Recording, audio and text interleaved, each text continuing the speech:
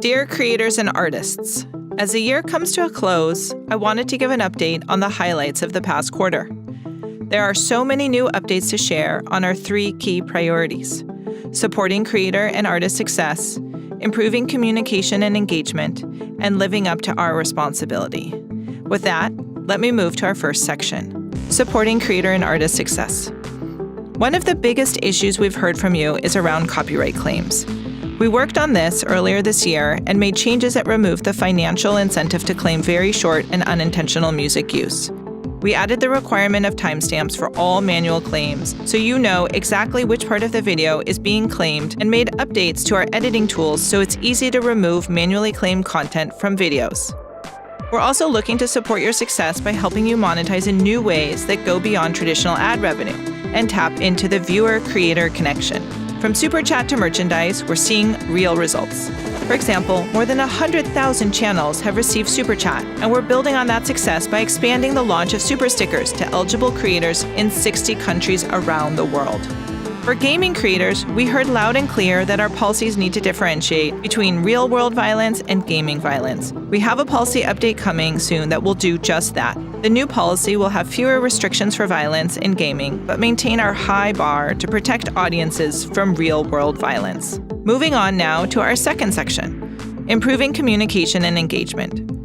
Meeting creators is always a highlight for me. And this past quarter, I sat down with Elfie Days and celebrated the 10-year anniversary of his first YouTube video. I also spoke with Wampa and Emma Chamberlain and took some tough questions from MatPat of The Game Theorist at YouTube's first ever Gaming Creator Summit. I also met with a group of creators in Europe, including Patricia Bright, PewDiePie, Jacksepticeye, Sally Svelte, Visual Politic, Mr. Bruff, and Jessica Kellgren-Fozard.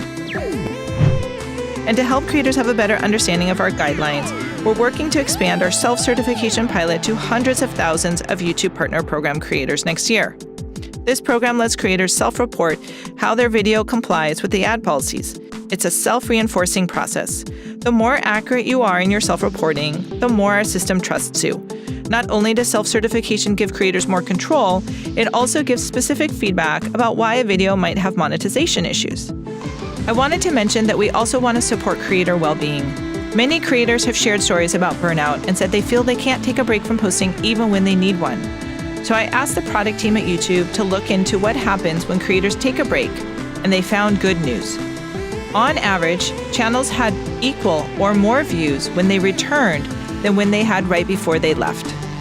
So if you need to take some time off, your fans will understand. After all, they tune into your channel because of you. Moving on now to living up to our responsibility. My number one priority is to balance our responsibility with freedom of expression. Sometimes people wonder why policy changes don't happen overnight.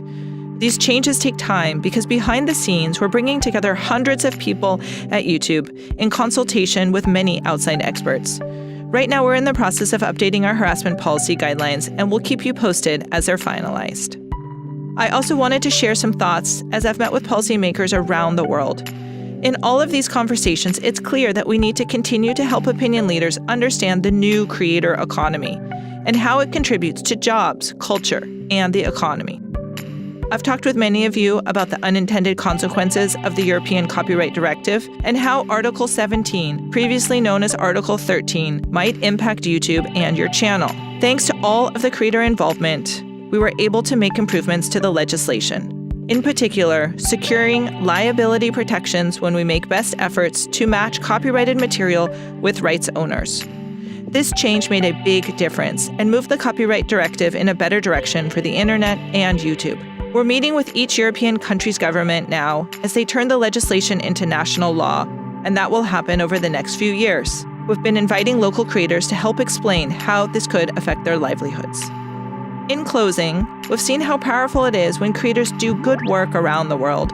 So many of you were inspired by Mr. Beast and Mark Rober's Team Trees Challenge to help plant 20 million trees by January 2020. Last month, I was honored to join in the challenge and plant a tree with Mark. The response from creators to Team Trees has been so impressive. If you keep up this pace, we will hit the goal of 20 million trees. We're excited to help creators support their favorite causes with tools like the YouTube donate button. In the next few months, the donate button will come out of beta and become available to thousands of creators in the US, and later expand to more countries, giving creators the opportunity to embed a fundraising campaign next to videos and live streams. It's so inspiring to see all of your great work, so keep it up. Until next time.